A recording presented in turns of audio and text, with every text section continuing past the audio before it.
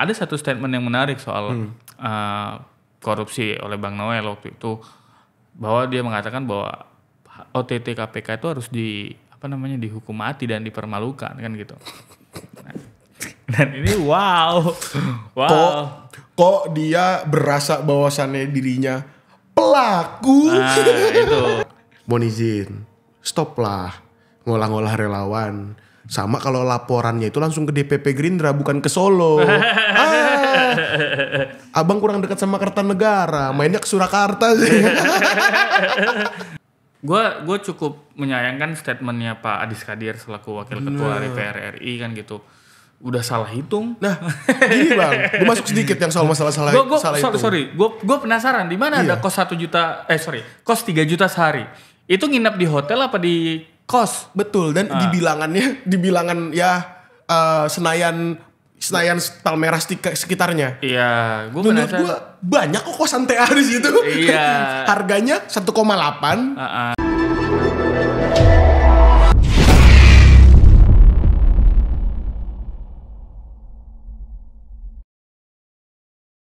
Kembali lagi di Satu Babak, Wanul Seto. One set. Hari ini kita taping hari Jumat ya, Toh? Hari Jumat hari ini. Hari Jumat kita akan membahas banyak hal, khususnya isu kurang lebih sepekan ke belakang lah ya. Mulai dari karena kan kita bahas edisi 17-an kita skip dulu. Artinya kita tidak akan bahas di ngobrol hari ini. Iya. Kita akan ngobrol mulai per hari Senin kali ya, Toh? Betul, per hari Senin setelah after 17-an berarti ya. Setelah after 17-an itu ada banyak peristiwa politik, ada juga gempar politik. Gempar politik ya kan. Makin banyak aja kawan bilang gosip-gosip undergroundnya makin banyak. Iya, gosip-gosip underground. Jadi teman-teman Gersos Friend yang mungkin sekiranya menunggu gosip-gosip underground, jangan lupa subscribe ya. Jangan lupa subscribe. Pantengin terus sosial media kita. Di Instagram, di TikTok, di gersospol.id. Gersospol.id. Jadi apa nih hidangan pembuka kita hari ini? Layan hidangan pembukanya kita membuka makan siang lah ya. Makan siang. Hidangan pembuka apa kita hari ini? Kita main dari mana Bang? Dari DPR dulu? Boleh. Karena itu kan juga cukup ramai ya. Betul, ada kabar-kabar baru dari Senayan. Dari Senayan ya. Sepulang kita dari agenda 17-an. Kita kalau udah main tuh ya kalau nggak Senayan istana. Takut banget. Ngeri ya. Kabar dari Senayan nih Bang. Gimana? Gue buka catatan dulu ya. Gua juga karena ada catatan isu yang akan mungkin kita bahas. Gue juga ada di HP. Siang hari ini. Dari DPR, kenapa? Lu melihat ada apa nih di DPR? Ramai dia punya barang ternyata. Jadi DPR hari ini sekarang lagi seminggu ini nih. Bener-bener kurun waktunya seminggu ini, pas banget dari Senin sampai Jumat nih. Lagi lagi diterpa badai mungkin. Terpa badai soal besar apa kecil nih badai? Ini kalau yang goyang rakyat kan besar. Waduh. Tapi kan kalau kita lihat ini sebenarnya masalah perspektif. Iya. Kayak gitu. Apa? Lu melihatnya seperti apa? Soal masalah kenaikan, kalau di berita itu direproduksi beritanya terkait kenaikan gaji DPR. Tunjangan ya. Gaji apa tunjangan ini? Sebenarnya kalau kita lihat ini sebenarnya bentuk tunjangan yang dimana pengganti dari tunjangan rumah dinas. Oh, jadi sebetulnya yang sudah beredar tuh ada beberapa poin ya. Betul. Ada beberapa poin yang menjadi kenaikan yang terjadi di penerimaan oleh anggota DPR kita. Iya. Dan kabarnya ini menjadi salah satu tertinggi di dunia. Di dunia, betul. Yaitu 50 juta. Untuk tunjangan rumah? Untuk tunjangan rumah aja. Tunjangan rumah dinas, oke. Nah, ini direproduksi oleh teman-teman media. Dan mungkin karena lebih gampang ya halayak ramai ini ya, apa namanya? Mencernanya ya, itu gaji dong. Itu ya sebenarnya itu di luar gaji pokok, tapi tunjangan ya sebenarnya kalau bisa dibilang sama-sama aja pendapatan DPR juga kayak gitu kan. Ujungnya pendapatan DPR, dan itu cukup menggembarkan karena kalau kita lihat ini di situasi yang sebenarnya pemerintah lagi ikat pinggang. Oke. Kayak gitu. Iya kan terakhir juga Pak Prabowo ngomongin juga soal efisiensi juga kan. Betul. Nah ini kan ada ketimpangan, lucu aja gitu ketika Ada anomali ya. Iya, ketika eksekutifnya bilang kita harus ikat pinggang, Kencangkan ikat pinggang, tapi legislatifnya malah melonggarkan selonggar-longgarnya. Iya. Karena memang kalau gue sih melihatnya tuh kontroversi ini sebetulnya banyak lah. Kontroversi ini banyak dan sepekan belakangan ini menjadi salah satu concern isu dari masyarakat. Kalau kita perhatikan di media bahwa memang itu tadi yang lu sampaikan soal gaji, tunjangan dan pendapatan. Yes. Namun yang gue sayangkan adalah ketika kontroversi ini eskalasinya semakin meruncing. Namun respon dari teman-teman di kawan-kawan di DPR ini justru kurang berempati. Sepakat. Kurang berempati di kondisi masyarakat ya, katakanlah seperti itu. Bahwa gue cukup menyayangkan statementnya Pak Adis Kadir selaku Wakil Ketua DPR RI kan gitu. Udah salah hitung. Nah, gini Bang, gue masuk sedikit yang soal masalah salah hitung. Gue penasaran di mana ada kos 3 juta sehari. Itu nginep di hotel apa di kos? Betul, dan di bilangan ya Senayan Palmerah sekitarnya. Iya, gue menurut gue banyak kok kosan TA di situ. Iya. Harganya 1,8 dari around 2 juta lah. Around 2 juta sebulan. Iya, sebulan loh bukan per hari karena hitungannya Pak Adis Kadir kan per hari. Per hari, lucu. Per hari kan gitu. Dan beliau juga bilang yang gue herannya nggak cukup beliau bilang dengan 50 juta terus. Di mana ini hitungannya seperti apa? Makanya gitu. Pak Diskadir, mohon izin Bapak, saya ada saran nih buat Bapak. Makanya dari muda itu biasakan untuk tidak terlalu pintar dalam kali-kalian, namun harus pintar juga dalam bagi-bagian. Nah, itu Pak. Itu rumus pengolah Pak. Tapi mungkin Bapak bisa terapkan kayak gitu. Ya, itu satu statement yang gue sayangkan kan. Gitu. Kita sayangkan dan gue menganggap itu kurang berempati lah dengan situasi sekarang gitu kan. Apalagi gelombang kemarahannya ini belum selesai gitu. Belum Bang. Gelombang kemarahan, gelombang kekecewaan dari masyarakat ini belum selesai kan gitu. Jangan sampai ini menjadi pemicu eskalasi yang lebih besar dan kabarnya tanggal 25 Agustus juga akan ada aksi demonstrasi di depan gedung DPR RI kan toh. Bener. Mungkin kita coba kali buat jangan di-spill.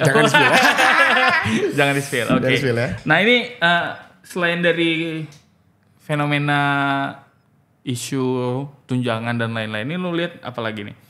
Sebenarnya gue pengen analisis dulu soal masalah tunjangan ini Bang. Kenapa tuh? Jadi kalau kita lihat secara pemikiran rasional dari data Q2 tahun 2025, BPS kan ngeluarin data bahwasannya penopang postur kita, keuangan kita itu masih dari PDB. Itu 50 datanya itu kalau nggak salah 52,25%. Dan ini sangat timpang kalau kita bisa dibilang dengan pengeluaran gaji tunjangan DPR yang cukup lumayan besar. Nah, akhirnya ini kan sebenarnya kalau kita analisis ini malah menunjukkan bahwasannya self elite interestnya lebih tinggi dibanding good collective. Oke. Nah, itu satu. Kemudian kalau kita bandingkan juga soal masalah kinerja DPR. Nah, ICW waktu itu, ini gue ngambil data dari ICW waktu itu mencatat bahwasannya pada sidang paripurna dari tahun 2019 kita terobek sampai tahun 2024, itu ternyata hanya quorum di 30%. Oke, dari 5 tahun 30%. 30% hanya quorumnya. Jadi kan lucunya adalah ketika kita melakukan, contohnya kita adalah korporasi, kita pakai performance based indicator atau performance based system. Ini kan sebenarnya nggak mencapai KPI. Underperform lah. Underperform dong sebenarnya. Nah, ketika itu juga kalau kita masuk ke dalam pemikirannya Rosso, lucunya Rosso itu pernah bilang bahwasannya legitimasi gaji atau kompensasi untuk pejabat publik dia harus berhasil dulu jika adanya reciprocity berupa kinerja maksimal untuk rakyat. Oke, berarti model penggajiannya harus berdasarkan kinerja dong. Berdasarkan kinerja. Kalau kita pakai analoginya Rosso itu betul. kan. Kalau misalkan itu diberikan tidak sesuai dengan kinerja, itu bentuk pengkhianatan terhadap kontrak sosial. Iya, apalagi kan mereka udah kampanye. Betul. Udah janji. Betul. Nah inilah yang kalau yang gue lihat kita bicara soal masalah rasional dan bentuk kita kontrak kita sebagai mereka yang merepresentasikan kita. Berarti kan kalau mereka menuntut lagi-lagi menuntut lebih, mereka menuntut untuk berbicara angka yang lebih tinggi dibandingkan kesejahteraan kita yang lumayan menyusut akhir-akhir ini, dan bahkan kesannya kita malah mengikuti arahan dari elit, bentuk elit eksekutif dibanding legislatif yang merepresentasikan kita untuk ikat pinggang.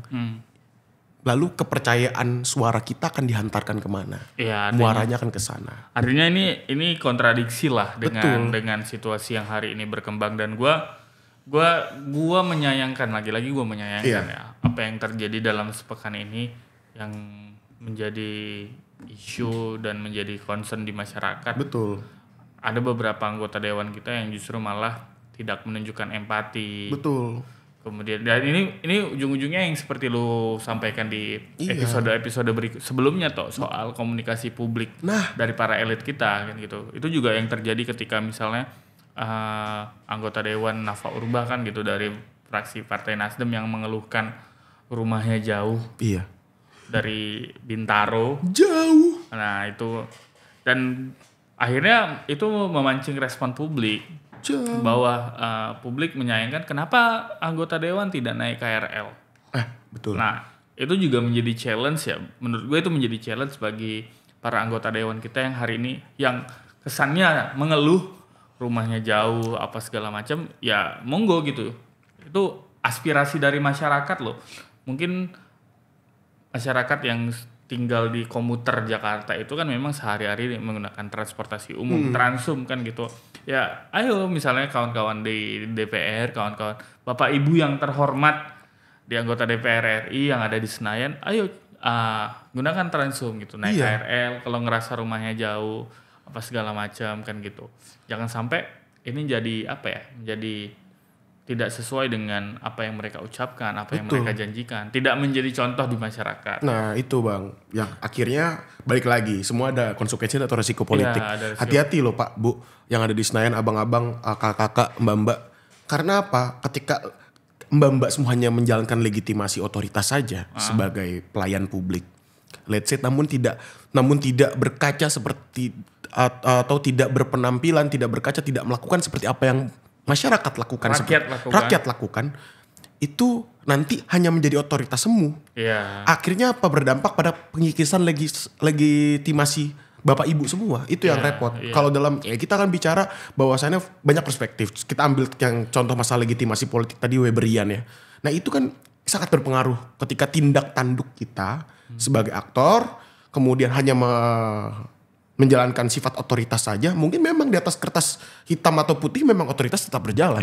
Tapi secara legitimasi itu mungkin terkikis, dan jika rakyat merasa dipermainkan ya selesai itu barang. Ya, ini balik lagi ya, gue pengen highlight soal legitimasi para anggota dewan lah, yang terhormat gitu. Lagi-lagi nih soal ketika ada ada rapat RDP penentuan soal hakim MK.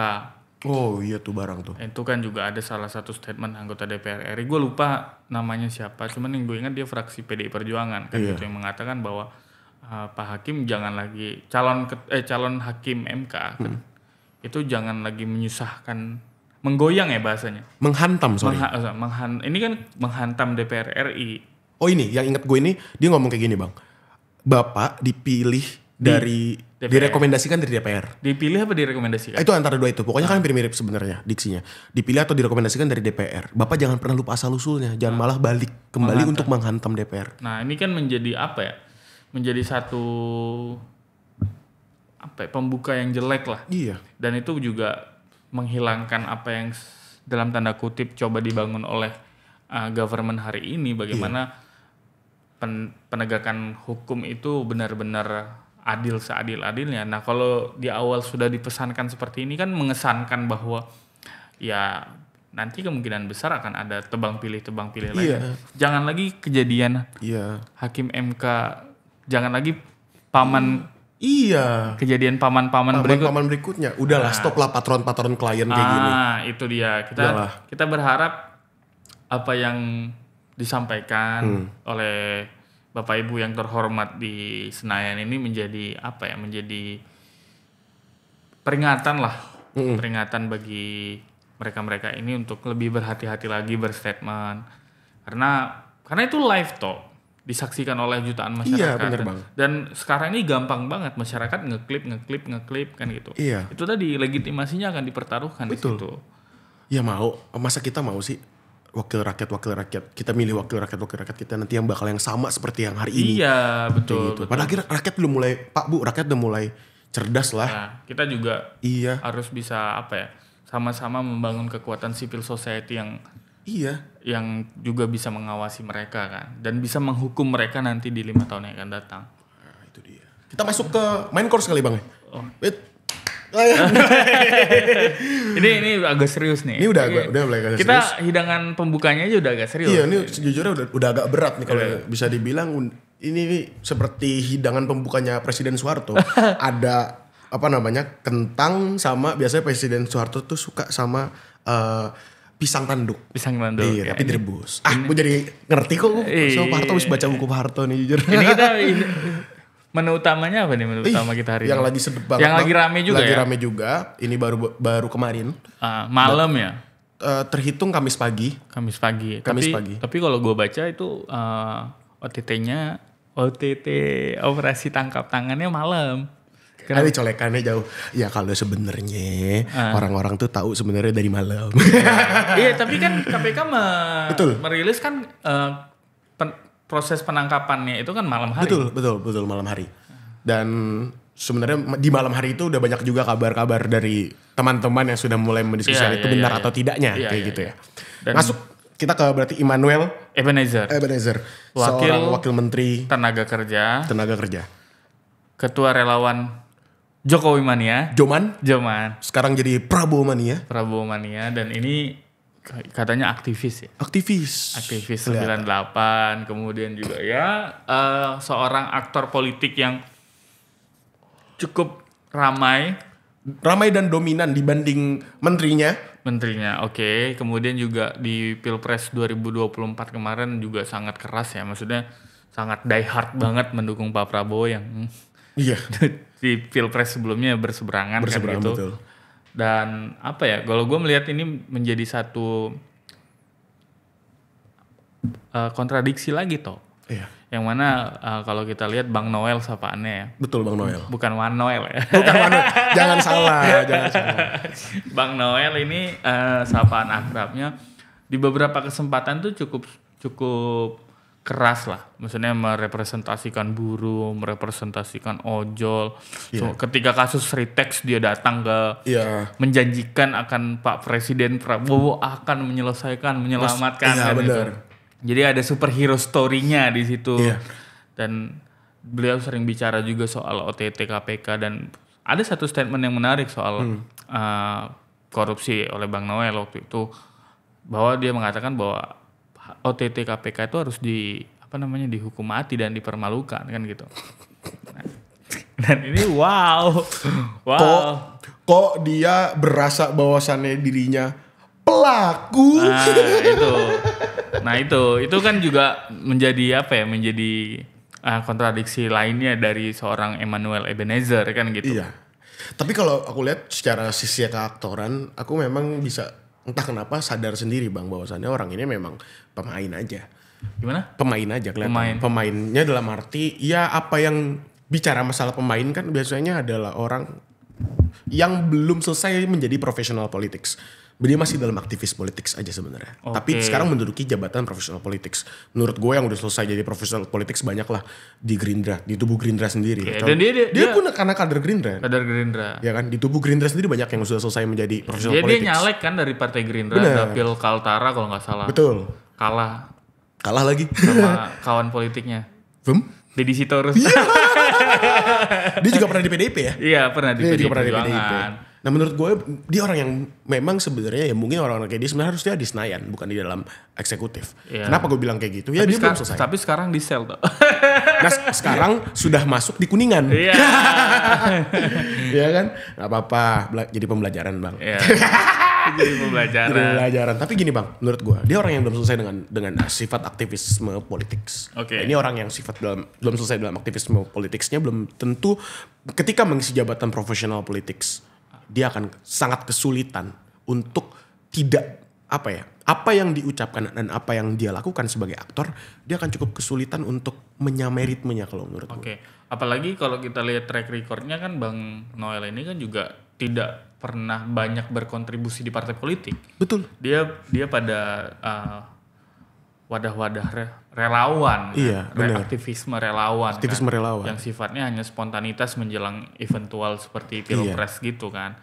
Jadi dia memang tidak benar-benar lahir dari rahim partai politik. Betul. Dan tidak membesarkan partai politik. Betul. Nah itu yang menjadi problem juga. Nah gue melihat bahwa kasusnya Bang Noel ini menjadi membuka satu kotak besar bahwa hari ini memang apa yang disampaikan oleh Pak Prabowo di sidang paripurna sidang paripurna di MPR kemarin kan akhirnya terbukti tidak ada tebang pilih, dan Presiden kan tegas kalau itu Gerindra tangkap juga. Selesai juga. Nah, ini kan menjadi satu pembuka yang bukan pembuka sih. Ini menjadi satu sinyal bagi semua elit partai politik bahwa ada keseriusan. Betul. Ada keseriusan dari Pak Prabowo untuk apalagi orang-orang yang ada di kabinet kan gitu. Ini menjadi satu sinyal baik lah. Dan kalau gue ngelihat dari proses OTT-nya ini ini kan kalau OTT ini kan berarti yang kedua yang terbesar ya, maksudnya yang menggemparkan publik. Oh iya, yang pertama itu dari Sumatera Sumut Utara. kan, yang kepala dinasnya pekerjaan umum kalau nggak salah, yang katanya orang dekatnya gubernur. Betul. Nah, gue sih berharap kasus OTT yang terjadi di Bang Noel ini, Wamenakar ini, jangan menguap begitu aja. Iya. Karena kan kalau kita lihat di kasusnya Sumut itu kan, kasusnya OTT yang ada di Sumut itu kan nggak ada sampai sekarang follow up-nya seperti apa. Kita nggak menemukan nih seperti apa follow up dari kasus itu. Kita nggak apakah ada keterlibatan dari pihak lain, kemudian juga seberapa banyak aktor yang terlibat. Hanya ya udah ditampilkan menguap, udah masyarakat tidak tahu detail. Artinya kan kalau bicara soal OTT ini kan bisa ada pengembangan kasus lainnya. Bener. Nah ini juga kita berharap yang terjadi di Kemenaker juga membuka tabir yang lebih luas. Betul. Karena kabarnya ini bukan kejadian yang baru ya soal ini kan isunya kasusnya soal pemberian K3 ya, izin K3, oleh Kementerian Tentunya Tenaga. juga masih banyak tangan nih sih. Banyak tangan karena kan update-nya 14 orang yang tertangkap tangan, termasuk juga eselon 2. Nah, ini kan artinya jamaahnya banyak toh. Iya, jamaahnya banyak dan ibaratnya bukan baru sekali 2 kali sih gua ngelihatnya. Ini kayaknya kelihatan ya, Bang. Karena kan soal udah masalah, 5 tahun kan. Iya. Misalnya ada yang bilang bahwa ini udah 5 tahun. Iya, soalnya masalah 3K atau K3 ini kayak permainan lama deh. Cuman memang kalau gua analisis ya pas momennya. Iya. Kalau kenapa gue hitung pas momennya, aktor pemainnya pas, Noel Ebenezer, yang tentu kalau kita bisa bilang abang ini, ya kalau kita kan menganalisis ya, tadi abang udah bilang mainnya di relawan-relawan, bukan dalam segi tubuh kepartaian. Makanya bang, saran lagi aja dari kita ini bang. Kalau lihat. Iya kalau lihat abang lagi nonton lucu di sana. Bang, mohon izin, stop lah ngolah-ngolah relawan. Sama kalau laporannya itu langsung ke DPP Gerindra bukan ke Solo. Abang kurang dekat sama Kertanegara, mainnya ke Surakarta sih. Ya, itu menjadi menarik sih toh, karena kalau kita bicara soal 10 bulan lah. Iya. 10 bulan di pemerintahannya Pak Prabowo ini kan akhirnya banyak kebuka kan kasus-kasus korupsi, baik itu yang baru maupun yang lama. Pecah telur lah bang ya. Pecah telur, artinya memang ini tadi yang kayak di awal gue sampaikan bahwa ada keseriusan. Iya. Yang mana yang mungkin selama ini hanya sebatas omongan-omongan di warung kopi atau Gogon. Gosip-gosip underground. Gosip-gosip underground. Akhirnya hari ini terbuka. Betul. Yang nggak kalah rame juga soal haji. Gue malah menyangkanya, gue memprediksi sih. Iya. Gue awalnya memprediksi bahwa bakal penetapan tersangka di kasus haji dulu. Iya. Karena Kalau itu dirunut ya. iya kalau dirunut kan. Artinya ini kan sebetulnya udah kalau gue lihat ya, artinya kan udah cukup aktornya sudah terlihat, kerugian negaranya sudah ada 1 triliun kan gitu. Artinya para aktor-aktor yang terlibat ini kan udah ada gitu dan sempat udah dicekal juga. Betul. Termasuk juga kasus korupsi di Kementerian Pendidikan yang laptop itu Chromebook itu itu kan juga nggak tahu nih sampai sejauh mana. Itu kan di kejaksaan ya. Betul. Itu di kejaksaan. Kalau soal haji ini kan di KPK, kalau Kemenaker ini KPK. Iya. Nah ini kita harus ikuti juga nih, harus kita awasi juga nih sejauh mana, jangan sampai seperti yang sudah menguap seperti itu aja kan gitu. Karena yang dirugikan lagi-lagi rakyat. Rakyat. Dan gue berharap kayak kasus yang sedang bergulir misalnya kasus haji ini ya KPK ya jangan lama-lama lah. Jangan kayak nanganin kasus yang lain gitu loh. Masa KPK kalah sih sama Senayan yang lebih cepat buat pansus Kementerian Hajinya. Ya ini harus segera kan. Segera. Karena ini kan gua nggak suka ya, maksudnya ini kan instrumen keagamaan lah. Agak sensitif. Kita pernah punya luka kasus korupsi pengadaan Al-Quran. Betul. Itu sakit banget. Itu kan ibaratnya aib lah. Kita sebagai negara Pancasila yang mengedepankan sisi ketuhanan kan. Sila pertama kan ketuhanan yang Maha Esa kan gitu. Ini masa korupsi yang berkaitan soal agama tidak dituntaskan seperti kasus-kasus yang lainnya yang dibuka sebuka-bukanya kan gitu. Dibukalah tabirnya, Pak. Buka tabirnya. Nah, apalagi nih Toh? Apalagi Bang berarti Bang? Kalau ngomongin maksudnya kalau gua lihat ya, ini kan korupsi melibatkan anggota kabinet. Iya, pekan ini melibatkan anggota kabinet dan gue sih berharap ini menjadi alarm juga bagi Pak Prabowo di istana bahwa ya haruslah segera bersih-bersih Pak. Iya. Ini udah banyak sinyal-sinyal, udah banyak alarm-alarm di beberapa kasus-kasus korupsi misalnya yang sedang bergulir juga ada yang menyebutkan anggota kabinet pembantu Bapak, kan, pembantu presiden, dan itu bisa di reshuffle lah. Dan omongan kita yang terakhir kan soal efisiensi, kalau misalnya gue sepakat misalnya kayak gue mendukung kalau posisi Wamen ini ketika dia terjerat kasus korupsi udah nggak usah cari pengganti. Iya udah. Menterinya cukup gitu. Pun kita di zamannya 32 tahun Pak Harto nggak banyak. Maksudnya ada nggak sih Wamen? Gue lupa inget. Ada cuman nggak banyak kayak gitu. Udah lah Pak, maksud aku kayak kita lihat postur fiskal kita. Kita jelaskan dulu lihat postur fiskal kita. Kita lihat juga rakyat kita, ya kan? Pendapatan rakyat kita ini kan lagi kecil-kecilnya. Lagi badai ikat pinggang deh semuanya. Kita sadar kok negara kita lagi nggak baik-baik aja kayak gitu. Ya juga Bapak sebagai pemimpin, entah sebagai presiden itu bisa juga untuk coba dirampingkan lagi. Entah bagaimanapun caranya saya dukung pasti. Mau di OTT, mau di reshuffle, ya kan?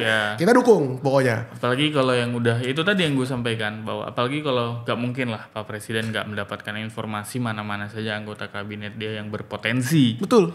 Atau yang sedang menjalani proses hukum. Nah itu kan pasti udah bisa menjadi penilaian sendiri untuk Pak Presiden. Betul. Untuk Pak Prabowo.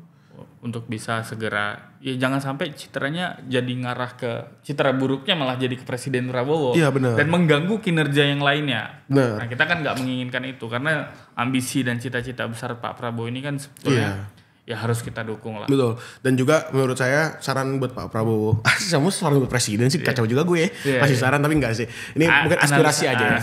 Aspirasi aja Pak Prabowo mohon izin sebagai ketum Gerindra juga. Menurut saya pola komunikasi publik daripada teman-teman Gerindra yang di Senayan juga harus diperbaiki. Karena menurut saya yang paling bagus hari ini cuman satu.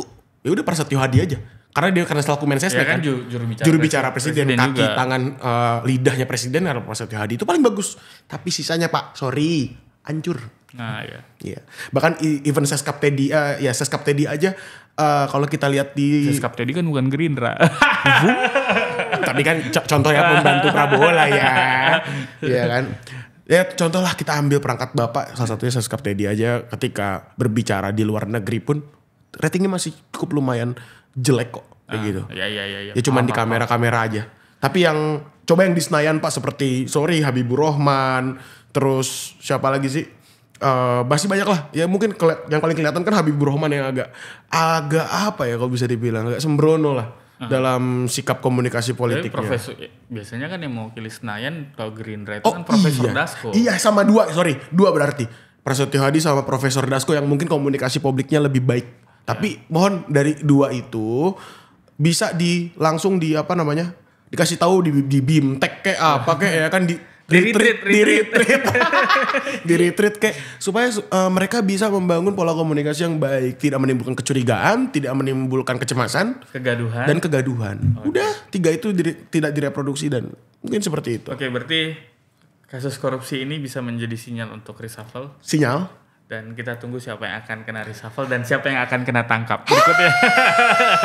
Sampai bertemu di episode berikutnya. Salam. Salam Gersos.